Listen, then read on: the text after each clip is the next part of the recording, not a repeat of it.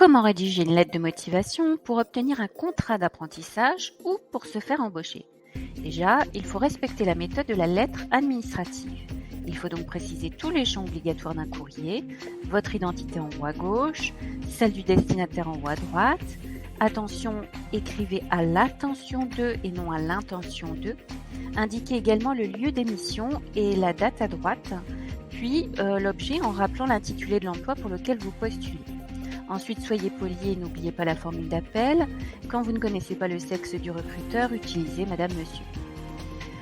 Dans le premier paragraphe, ensuite, il faut indiquer la raison pour laquelle vous écrivez à l'entreprise. Faites référence à la petite annonce à laquelle vous répondez et mentionnez le poste sur lequel vous souhaitez être recruté. Expliquez au besoin pourquoi vous envoyez une candidature spontanée et si vous écrivez sur recommandation d'un salarié de l'entreprise, mentionnez-le aussi à ce moment-là. Dans le deuxième paragraphe, indiquez votre parcours académique et professionnel, puis expliquez concrètement en quoi vos compétences pourront être utiles. Pour réussir ce paragraphe, examinez attentivement l'annonce à laquelle vous répondez et tâchez d'y inclure les compétences demandées. Par exemple, s'il est demandé de l'autonomie, montrez qu'il s'agit d'un de vos points forts. Dans le troisième paragraphe, l'enjeu est de dire en quelques lignes ce qui vous attire dans l'entreprise en question. Donc n'hésitez pas à vous documenter sur elle en amont. Enfin, dans cette dernière partie, quatrième paragraphe, il faut préciser que vous êtes à la disposition du recruteur pour le rencontrer et elle précède la traditionnelle formule de politesse. À la fin, n'oubliez pas non plus la signature. Deuxième point pour rédiger une lettre de motivation, c'est l'adapter chaque lettre à l'entreprise sollicitée. Il faut donc bien garder à l'esprit la chose suivante. La lettre de motivation doit être faite sur mesure. Troisième point, consulter des sites d'organismes favorisant l'insertion professionnelle pour appliquer les conseils donnés. Voici quelques exemples pour rédiger une lettre de motivation. Et ici, l'adresse URL aussi pour réussir sa candidature spontanée, les deux étant des sites de Pôle emploi. Enfin, quatrième point, vérifier que les critères de notation soient bien respectés pour être certain de ne rien oublier. Que l'émetteur et le destinataire soient bien identifiés, que le rappel des références de l'annonce soit fait.